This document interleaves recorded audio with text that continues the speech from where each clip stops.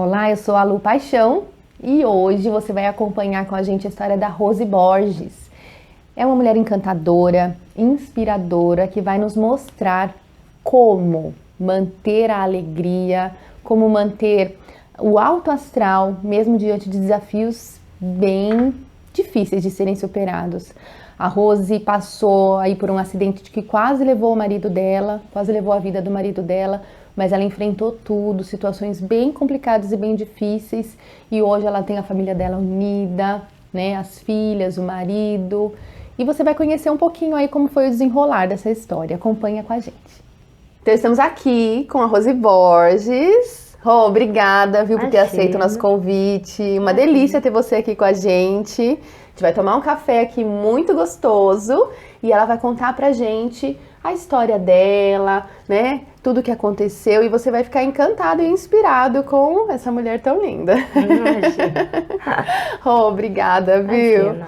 Rô, conta pra gente de onde você nasceu, em que lugar do Brasil. Eu nasci em Lages, Santa Catarina, né? Lindíssimo. Adoro, né? Não tem praia, mas é bem gostoso, é interior, né? E fiquei até 10 anos lá, né? Até os 10 anos. E Você morava com quem? Eu morava com a minha avó, eu fui criada pela minha avó, né? Minha mãe, mãe solteira, e aí precisou trabalhar, né? E eu fiquei com a minha avó, mas eu adorei, porque a minha avó foi a minha mãe perfeita, assim. Só que, infelizmente, ela faleceu, eu tinha 16 anos, né? Mas antes disso, a gente já tinha ido também pra Curitiba, morar em Curitiba, daí eu morei até os 16, quando a minha avó faleceu, né? Infelizmente. E aí, com 17 anos, eu já estava bem crescidinha, eu tinha ficado com uma tia minha, né, filha da minha mãe. E crescida, assim, né, já começa a querer dar umas saidinhas, né? Aí a minha tia ficou um pouco preocupada, falou, não, ela vai ter que morar, né, com a mãe dela. E eu fui morar com a minha mãe em Videira, que também em Santa Catarina, né, e uma cidade gostosinha também, mas muito pequena para quem saiu de Curitiba, né, não me acostumei muito bem. Mas fiquei até uns... antes de fazer 21, eu voltei embora a Lages para passear. E chegando em Lages, eu ia voltar para Curitiba para morar com meus tios, mas chegando em Lages, eu fui convidada para fazer um desfile, porque eu era novinha ainda, 20 anos. E aí, você participava de desfiles, de desfile, é isso? Fazia desfile, em Videira eu participava eu era de um grupo de pessoas que desfilavam roupas e tudo, até a gente saía pra fora pra desfilar e tudo, né? E eu adorava, né, estar nesse meio, né, sempre gostei. Aí eu fui embora pra Lages e fui convidada pra ser garota aero clube de Lages, que a gente chamava de boate, hoje em dia é balada, Baladinha, né? Balada. Era uma balada bem conceituada na época. Dos anos 80, né? E eu fui desfilar. E nesse desfile, meu marido, jornalista, ele era repórter fotográfico do Diário Catarinense em Lages. E ele foi fotografar. Foi onde você conheceu ele? Aí eu conheci ele lá e a gente começou a conversar e tudo, a gente... acabou se apaixonando assim, eu falo à primeira vista. Falo com minhas filhas que foi à primeira vista, porque foi mesmo, assim, sabe? Tipo assim, deu bem certo. E ele tava fotografando esse evento e você tava desfilando? Desfilando, Aí, Até pra contar, né? Na época eu tirei segundo lugar. Tá bom, né? Poderosa. Entre 10 mulheres, né? Segundo lugar. Aí foi, lógico, né, que foi histórico ali pro jornal, né, porque cidade pequena, qualquer coisa, né, qualquer notícia, né. E aí, até então, porque na época, né, os Lages era bem menor, né, também, eu acho que, se não me engano, era a única balada que tinha na época, né. E aí eu fui, depois meu marido, aí eu conheci meu marido, a gente foi morar juntos, né, que a gente tem 32 anos que a gente mora juntos, né. E ele foi chamado para vir trabalhar em Florianópolis. Ai, que delícia. No jornal também, no Diário Catarinense, mas de Florianópolis, né? E quando foi, deu uns 6 meses... E ele era fotógrafo dos jornais que ele trabalhava. Fotógrafo lá. Aí deu, acho que uns 6 meses, ele me chamou para vir morar com ele em Floripa. Eu amei, né? Vim morar com ele em Floripa. Só que nesse também, mas assim, tudo muito rápido, assim, em 7 anos a nossa vida mudou bastante, assim. porque ele foi chamado também para vir para São Ele foi Paulo. se destacando no Foi se trabalho destacando porque em Florianópolis ele fazia freelance. Tá. Então ele fazia fotos pro jornal daqui, ele fazia... É como assim, a Folha, ou era a Folha, o Estadão, o Diário Catarinense, desculpa, a Isto É, que hoje em dia Isto É Gente, compravam fotos dele, de notícias de Florianópolis. E ele ficou conhecido assim. Tá. Então com essa ele foi chamado para vir para Isto É. Aqui em São Paulo. Em São Paulo, e a Isto É, eu também vim daí depois de um pouco, porque ele veio antes, daí procurar melhorar a vida dele aqui. Aí depois, acho que deu uns 8 meses, menos de um ano, eu vim também morar aqui. Só que aí nisso a Isto É também faliu e virou Isto É Gente, mas não podiam ficar com todo mundo. Meu marido foi dispensado, aí nisso ele entrou também na Vejinha, São Paulo. Tá. Aí com isso também fazia freela para o Estadão e para a Folha de São Paulo. Tá. Só que ele foi convidado para ser fixo da Folha de São Paulo, né? Aí nisso a gente ficou morando aqui daí, né? E aí a gente foi, que tem 32 anos, mas a gente nunca casou, né? Então a gente foi sempre convivendo junto, morando junto, né? E aí, nesse período, nasceu a primeira filha. Aí depois de um tempo, assim, que ele não queria muito filho, mas aí eu comecei a pegar no pé, falei, eu quero. Eu tava também com 27 anos. Aí eu fui morar com ele com 22. Quase 22, eu não tinha nem 22 ainda. Aí eu falei, aí eu comecei a empurrar ele na parede, né? Não, eu quero ser mãe. Sim, 27. Todo mundo sendo mãe, amiga sendo mãe. Tipo assim, jornalistas, repórteres sendo mãe, as amigas dele. Eu falei, não, o que tá acontecendo? E ele não queria.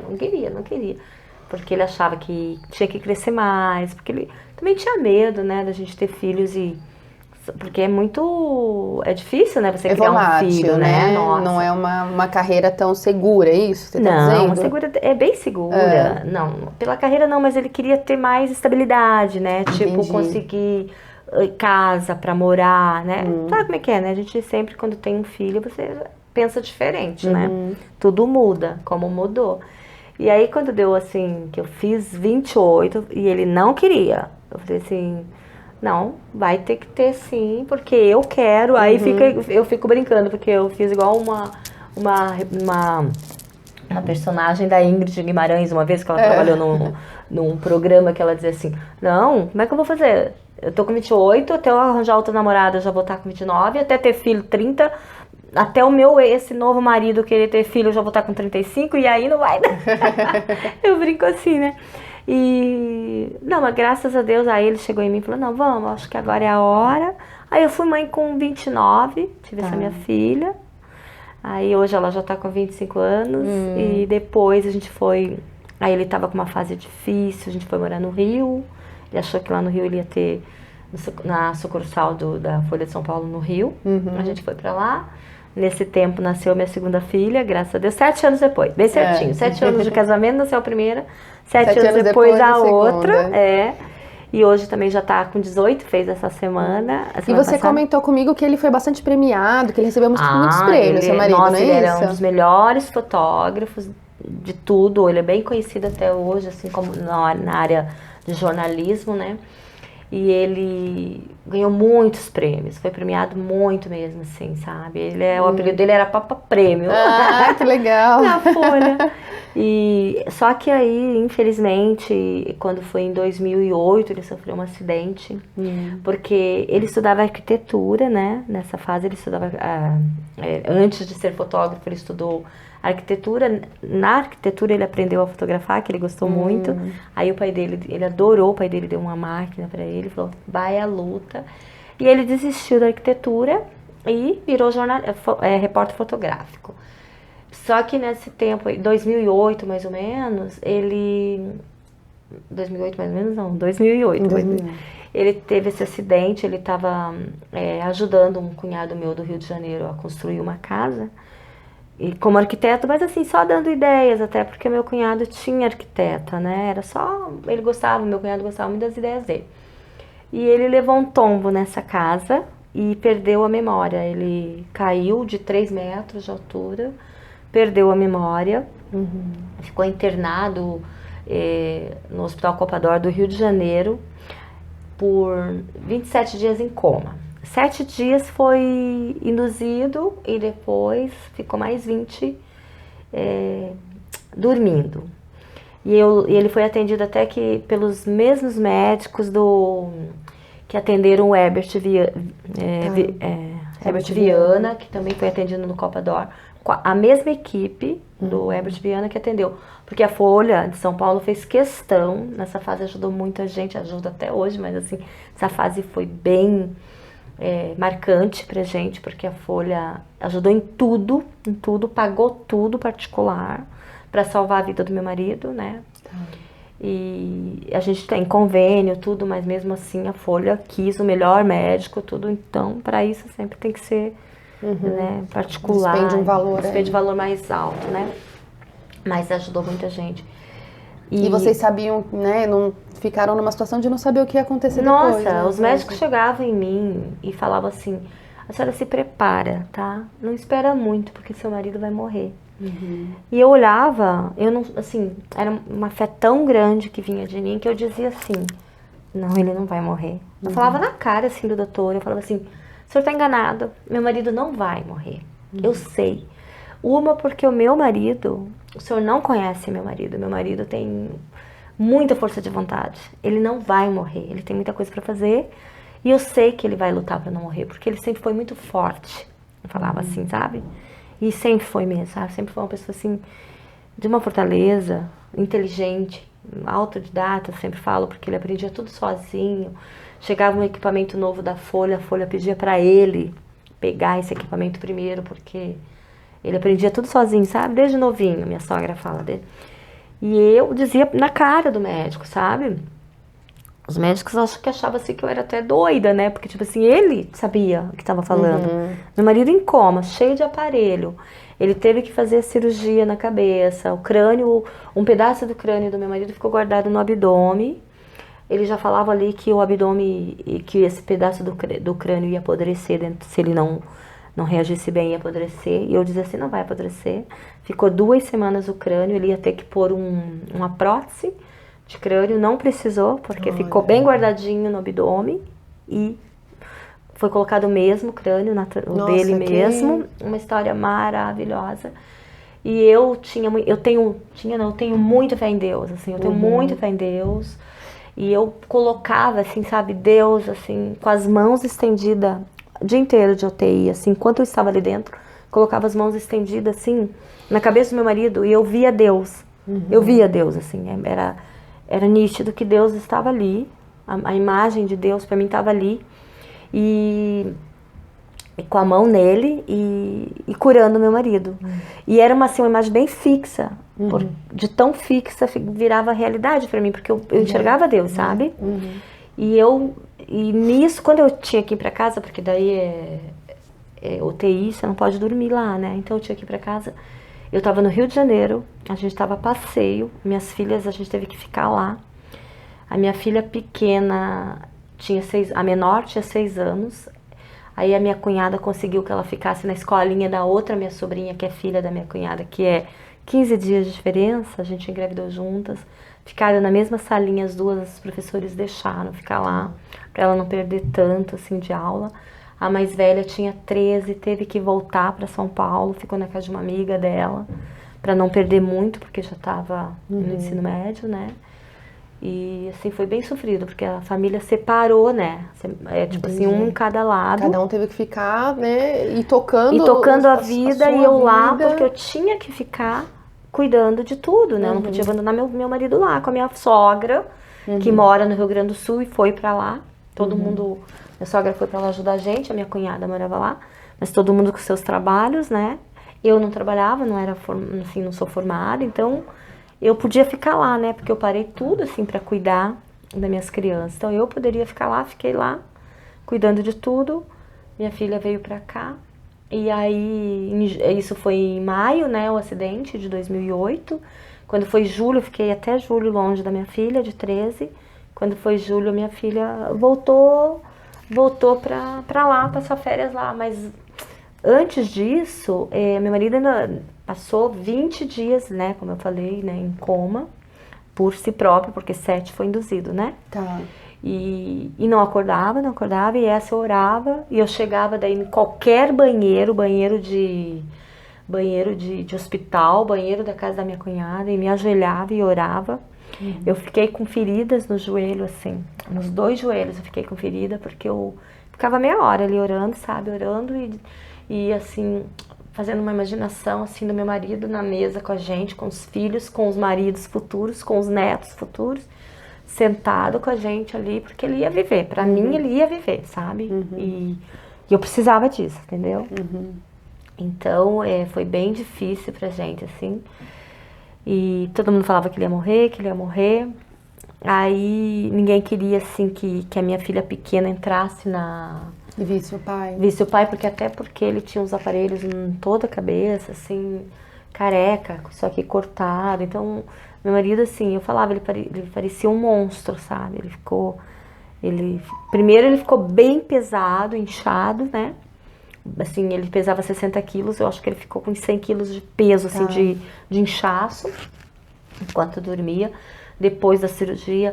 E nessa da cirurgia também, que é bem interessante eu contar, né, que a fé é muito grande mesmo, a fé move montanhas, né, porque se você tem Deus do teu lado, você consegue muita coisa. O acidente dele deu um furo só no crânio, então assim, se ele chegasse assim 2 horas no hospital, fazia a limpeza, né, do sangue e tudo, e em 1 ano ele já poderia estar trabalhando. Mas o problema é que a gente estava em Itacuruçá, até chegar no Rio de Janeiro demorou, assim, a gente demorou, porque a Folha teve que acionar helicóptero e tudo para ele poder chegar até o Copa d'Or no Rio de Janeiro, então demorou mais ou menos 5 horas, tá? E aí isso causou Foi às prejuízos. 7 da manhã, 5 horas depois a gente chegou no Rio, causou, porque ele sangrava tudo, nos ouvidos, na boca, entendeu? No nariz, assim, saía sangue pra tudo quanto é lado, mas mesmo assim, na cabeça ficava inchando por causa do sangue. E demorou muito. Daí quando a gente chegou no Hospital Copa d'Or, o meu cunhado, esse que tem em casa, é médico, o irmão dele também é médico, e já estavam vendo a gravidade da coisa, né, pela demora. E quando a gente chegou no hospital, que acionaram esses médicos que já estavam em outra cirurgia, no outro hospital, não queriam nem vir, porque estavam muito cansados, não queriam vir, mas o hospital conseguiu, né, a direção do hospital conseguiu com que eles viessem, eles chegaram pra gente, olharam meu marido, foram até a sala de espera, o próprio médico, junto com o médico, o irmão do meu cunhado, que é médico, e falou assim, a gente não vai fazer a cirurgia, porque ele vai morrer na sala de cirurgia. E nessa me deu uma vontade de ir pro banheiro orar. Eu saí correndo, chorando e correndo pro banheiro e fui orar. No banheiro do hospital e me ajoelhei e orei. Orei muito. Quando eu voltei, eles já tinham decidido ir lá operar. Ai, graças a Deus. Fizeram reunião, foram lá operar. Quando voltaram, falaram, a gente operou, mas não estancou o sangue e a gente não vai mais abrir, porque se abrir ele vai morrer. Não tem mais chance pra ele. Eu voltei correndo pro banheiro. Me ajoelhei de novo. Orei.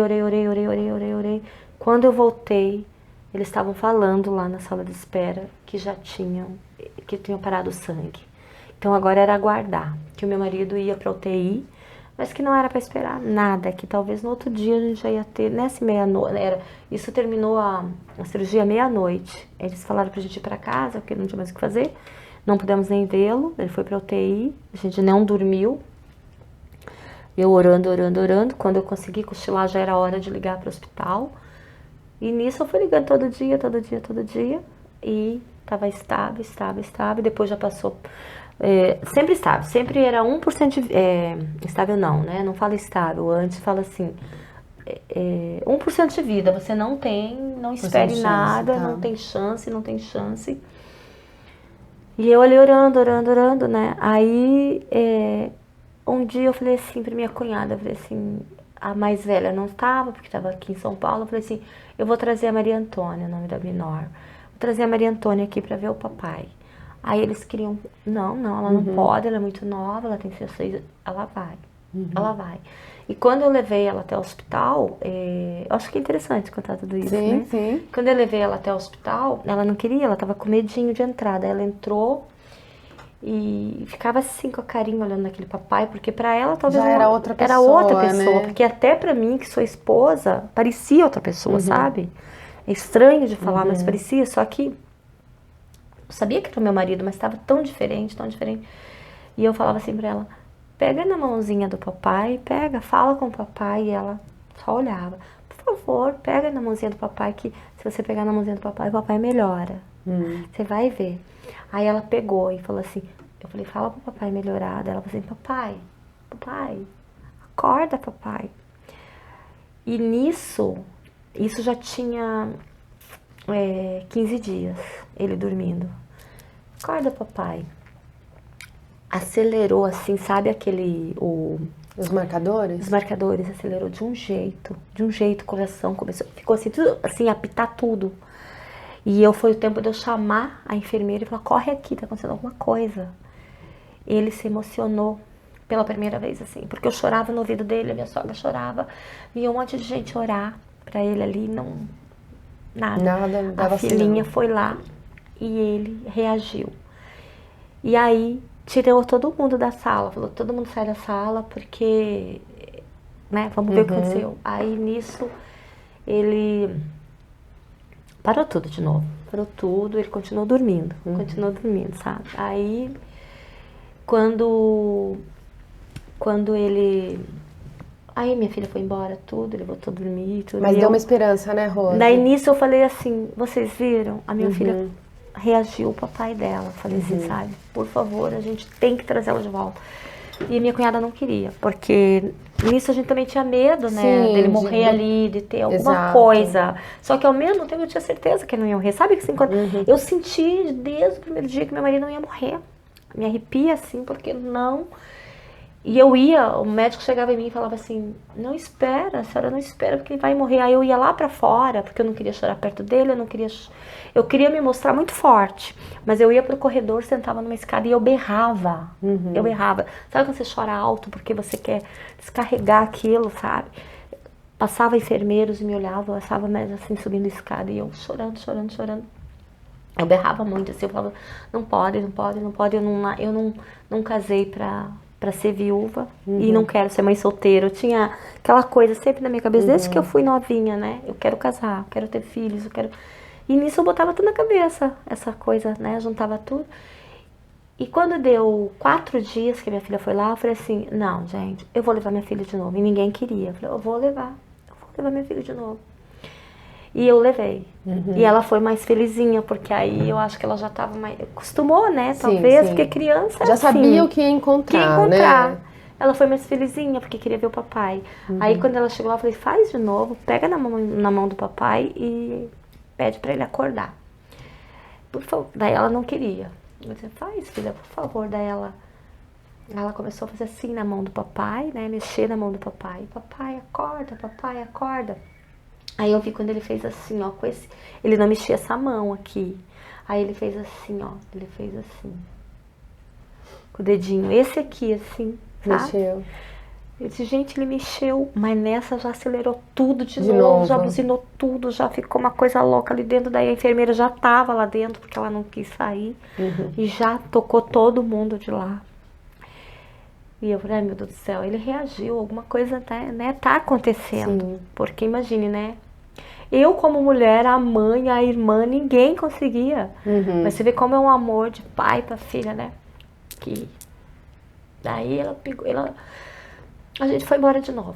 Aí quando deu 2 dias, não, deu, 6 dias, que daí deu 2 dias, minha cunhada falou, ai, vamos sair comigo, vamos dar uma saída, pra vocês parecerem, ela tava até mudando de casa e tudo, e vamos comprar umas coisas comigo, a gente saiu pra fazer umas compras com ela. Saí um pouco do hospital, ela queria que eu saísse um pouco do hospital, aí veio até essa moça, ela é cunhada da minha cunhada, que mora no Rio Grande do Sul, é irmã da minha cunhada, que mora no Rio Grande do Sul e mora lá no Rio, foi visitá-lo, aí toca o celular da minha cunhada e falou assim, o Gaudério, a gente chama ele de Gaudério, mas o nome dele é Antônio Gaudério, assim, de fotógrafo, mas o nome dele é Antônio Carlos. Aí ela falou assim, o Gaudério acordou, Nara é a irmã dele. Aí ela falou, Rose, o Gaudério acordou. Só que o médico falava que se ele acordasse era só reflexo, tá? Entendi. Que ele não ia vegetar, que se ele acordasse ele ia vegetar, que ele ia ficar anos numa cama até morrer, que era o que eles falavam. E eu dizia não. É o que a Ele não vai experiência morrer. médica mostrava, Lógico, né? mas eu acho que eles chegavam em casa e falavam o que aquela mulher tá falando pra mim. Que eu dizia, eu tenho fé em Deus, eu dizia pro médico, eu tenho fé em Deus. Ele não vai vegetar, ele não vai morrer. E eu sempre batendo nessa tecla. E aí quando eu cheguei lá, ele tava acordado. Daí ele me olhou, ele fez assim, o olhar pra mim assim. E ali eu vi que ele me conheceu, Ele sabe? reconheceu. Eu vi que ele me viu assim. Aí ali a nossa fé, né? Aham. Triplicou, porque eu falei, agora, pronto, agora. E ali, de 1%, os médicos no outro dia já passaram para 7% de vida. Que bom. E aí foi passando, foi passando. Só que eles falavam, é reflexo, ele não tá te vendo. Eu pedia beijo, ele dava. Tá. Ele dizia, não, mas é reflexo. Você pediu, ele vai te dar um beijo, mas é reflexo. Tá. Nada disso é porque a senhora se prepara. Não tem consciência. Não tem é isso que eles consciência. diziam, Ele vai entendi. ficar numa cama, ele te beija porque você pede, mas ele vai ficar na cama, ele vai ficar vegetando. Não vai falar mais, porque até foi feito traqueostomia, porque precisou fazer. Tá. Ele pode não falar mais, ele pode não ouvir, e tudo foram falando. E aí, ele foi transferido. Daí, quando ele acordou bem, ele ficou 50 dias na UTI lá. Aí tem o detalhe também da minha outra filha mais velha, que em julho chegou lá pra passar férias. Ele não tinha sorrido ainda. Quando ele viu minha filha entrar na porta, ele deu um sorriso e a gente percebeu que ele sorria torto, porque ele sorriu só com esse lado, Tá. né? Ficou torto, né? Aqui, ficou com sequela aqui. E aí, foi o primeiro sorriso. Aí a alegria começou, né? Porque ele reconheceu a filha também, Sim. sabe? Reconheceu a outra, reconheceu a... E a gente ficou assim, nossa, agora pronto, agora é só esperar mesmo, né?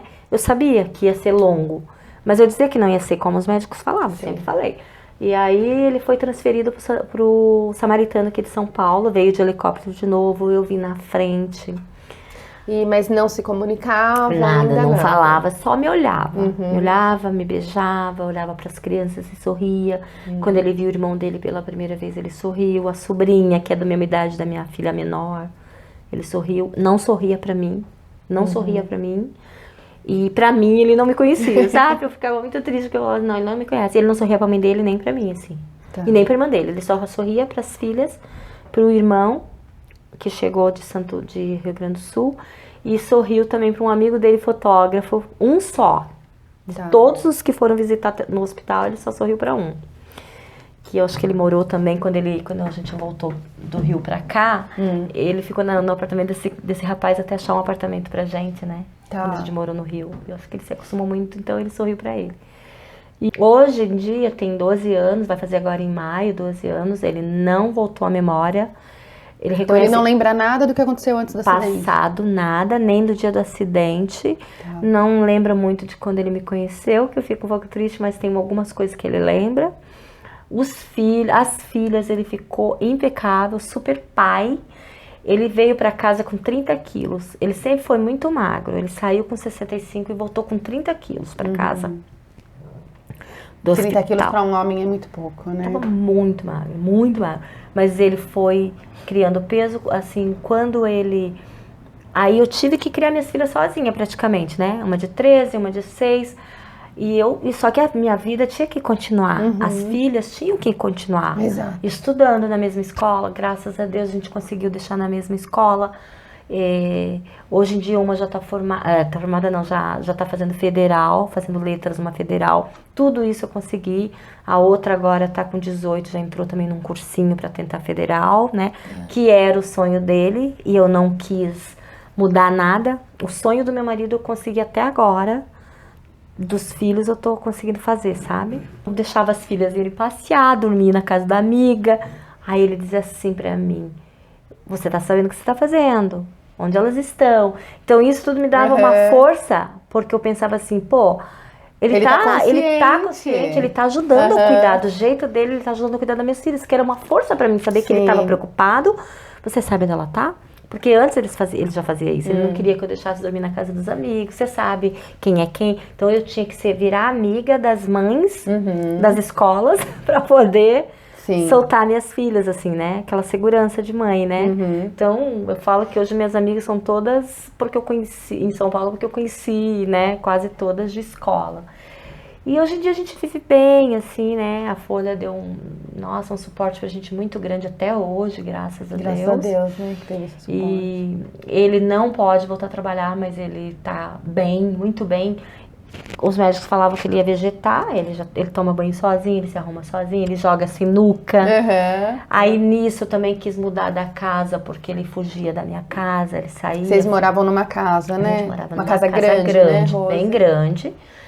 E, tipo assim, 200 metros, assim, a casa. E mudou, assim, lógico que a nossa vida não era a mesma de quando ele trabalhava, porque ele ganhava prêmios, ele fazia muito freelance, fotografava casamentos de gente importantes, e tudo, que o meu sonho sempre foi morar numa casa, né? Meu marido não queria, mas de tanto insistir, a gente acabou comprando essa casa. E aí, só que assim, depois do meu marido começar a andar e tudo, que ele começou a melhorar, ele começou a fugir de mim. E ele não tinha memória, ele até hoje, ele não pode sair sozinho muito longe. Por aqui, assim, ele já anda em tudo, mas se ele for muito longe, ele pode se perder, né? Ele já aconteceu 2 vezes a gente ter que sair, uma vez até procurar? Com polícia. E aí ele começou a sair de casa e eu ter que procurar, e aí começou a ficar meio inseguro. Aí outra vez também eu entrei, ele sempre foi muito bondoso, né, sempre. Então, se tivesse gente, os varredores de rua lá na minha casa, ele pegava suco, antes do acidente, um suco, uma garrafa com café e ia servir para eles lá fora. Mendigo que chegava lá em casa, ele sempre queria ajudar. E um dia eu desci, o mendigo estava lá em casa, eu estava lá no andar de cima, quando eu desci o mendigo lá em casa, e ele tentando ajudar o mendigo, esquentando uma Tupperware do mendigo de sorvete, só que ele botou água num prato, um prato de vidro, colocou em cima do fogo e estava esquentando a comidinha do mendigo, o mendigo lá em casa esperando, assim, dentro de casa. E com essa eu comecei a ficar assustada. Insegura, até porque, né? Com que pudesse acontecer. Até porque era uma casa, assim, bem fechadinha, tudo, mas eu comecei a ficar insegura, assim, sabe? Com as crianças pequenas, daí eu não ia ter condição de sair, de fazer Como minhas dar conta, coisas, né, dar conta disso, totalmente, né? Porque como uma estudava à tarde, a outra de manhã, então uma sempre tinha que ficar sozinha. E aí, e nessa fase eu também já não estava mais com ajudante em casa, porque não tinha mais condição, né? A situação financeira foi apertando, né? Foi apertando, aí nisso, apertando muito, a gente tinha que fazer umas reformas na casa que não deu mais pra fazer. Aí eu falei, vamos unir o útil ao agradável, vamos pegar um apartamento. Aí que eu vim pra esse nosso prédio que... Então nós moramos no mesmo condomínio. É daí que a gente se conhece. É verdade. Né? Aí eu vim pra esse prédio, eu procurei ter o que ele gosta, que é uma sinuca, piscininha, que ele adora nadar. Tem toda a estrutura aqui. Ajudar ele, né? Não me ajudando também, porque eu não pude mais pagar uma academia, eu adoro fazer academia. Eu vim fazer academia aqui no prédio, que a nossa academia é bem boa. Excelente. Bem boa. Todo mundo acha. E um lugar mais acessível, né, pra gente, pra poder, porque é menor, porque gasta menos, né? Quando você tem uma casa menor, você acaba gastando menos, né? Que até porque a casa... E a segurança, né? Ele tá sempre dentro do condomínio. Ele é uma simpatia, Rosa, amigo de todo mundo, conversa com todo mundo. Nossa, ele viajou esses dias com a minha filha, foram visitar a mãe no Rio Grande do Sul. Os porteiros já ficavam perguntando pra mim, cadê seu Antônio? E o Guri é o nosso cachorro, que anda com ele o dia inteiro. Enfim, eu acho assim que assim, a minha vida mudou muito. Foi triste tudo que a gente passou, mas a gente não pode desistir, sabe? A gente tem que sempre lutar. Desafios são feitos para serem superados, não é? E você não pode. Uma coisa que eu coloquei pra mim, no meu coração e na minha casa, depois eu sendo meu marido, é assim, ó. Não mudar muita coisa. Mudou financeiramente? Mudou. Mas eu continuei feliz. Eu não deixei as minhas filhas sofrerem. Né? Ser feliz, né? A alegria é uma decisão. Porque eu pensava assim, se eu ficar triste, meu marido vai ficar triste, minhas filhas vão ficar tristes. E o que vai resolver? Não vai. Não é? Eu fiquei muito triste, a vida chorei continua, muito. Não é? Ainda temos momentos muito felizes para passarmos juntos. Se a gente ficar amargando... agora as filhas são grandes, me ajudam. Uma tem 25, a outra tem 18. E estão ali me ajudando em tudo, me ajudando com o pai. Ele tem um professor que cuida dele também, que vem ajudar ele. eram 2 vezes por semana, mas o professor não pôde vir mais, tá vindo uma vez, mas 2 horas, assim. Ele adora, que daí porque ele desaprendeu, ele lê, mas ele lê como criança. Tá. Escreve muito bem, mas a leitura tá prejudicando. Até porque uma das sequelas que ficou, que ele não ia andar, não ia falar, não ia nada, mas a única coisa foi ele perdeu a visão de um olho. Então dificulta para ele ler isso, e também porque como os médicos falam, onde pegou o corte, pelo corte pegou no lado da leitura, que é onde lê. Então ele fala muito bem. Mas ele tem como desenvolver isso com aulas? Sim, só que assim, não é 100%, né? Sim. Não é 100% porque como ele perdeu massa encefálica, o lado bom, o lado ruim, como os médicos falam pra mim, o lado ruim vai pegar informação no lado bom. Então é muito assim, pouca.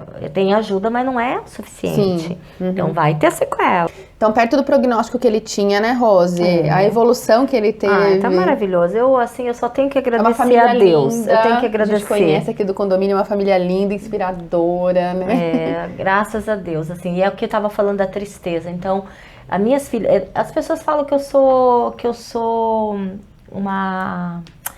Como é que fala? Uma vencedora. Eu sou, porque eu tenho Deus comigo. Mas assim, falam também que eu sou muito boa por tudo que eu fiz pelo meu marido. Eu não acho que eu sou boa. Eu acho que eu sou esposa. Eu amo o meu marido. Exato. E eu faço isso porque eu amo muito a minha família e também faria para outras pessoas. Você fez o que te cabe, não é? E assim, eu amo meu marido. Ele é meu marido, né? Eu não sou uma leoa. Não sou leoa. Eu sou uma pessoa que vivia aquilo e eu tive que viver com força para ninguém cair. Porque as minhas filhas fizeram análise e tudo, mas elas fizeram porque hoje em dia as adolescentes fazem mesmo, né? Acho que quase todas as adolescentes faz parte, né? Porque na nossa época, na minha excelente, época, né? na pra minha se conhecer, né? Na minha época era igreja, eu ia pra igreja, né? Agora é psicólogo. Mas assim, então aí como mudou muita coisa, né? Como eu falei no começo, eu não sou formada, mas eu amo cozinhar. E aí para ajudar na família eu comecei a cozinhar, fazer bolos, doces. Uma delícia, gente. Quiches pra fora. Conheci a Rose por causa dos bolos. Bolo, né? Maravilhosos, Rose. Eu ainda tô me aperfeiçoando, porque, né, curso, essas coisas que... Como eu comecei, assim, do zero, né, eu tô me aperfeiçoando, mas, assim, vou chegar lá, porque eu gosto de cozinhar. Então, assim, comidas eu faço muito bem, tudo eu faço bem, assim, no fogão. Ela fala que tá se aperfeiçoando, mas os bolos já são fantásticos, viu? Maravilhosos. E eu quero já deixar um convite aqui pra Rose. Rose, você não volta pra ensinar a gente algumas coisas na cozinha? Porque a Rose tá se mostrando, assim, um potencial, né? Uma excelência na cozinha.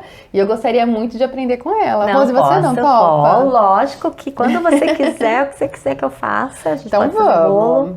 Rose, eu amei essa nossa conversa, adorei. Pra você que tá aí nos assistindo, a família da Rose é um encanto. É um grande prazer conviver aqui no condomínio com essa família linda. E é uma delícia conhecer essa história. Quando eu conheci a história da Rose, eu fiz questão de trazê-la. Conheci assim por alto, né? Mas hoje pude conhecer mais a fundo. Admirável você. Obrigada. Inspiradora. Muito obrigada por tudo isso que você nos proporcionou aqui hoje, por toda essa experiência, né? Muito nos acrescenta, nos inspira. Muito obrigada, viu, a você, obrigada. Nossa, é um encanto. Obrigada. E aí a gente vai ter mais encontros com a Rose e eu te convido a participar também, viu? Pode deixar. Obrigada, viu? Imagina, obrigada a você, tá? É uma oportunidade também. É bom, né? Falar de vez em quando. Gostoso, por né? favor. E acompanhem aí com a gente.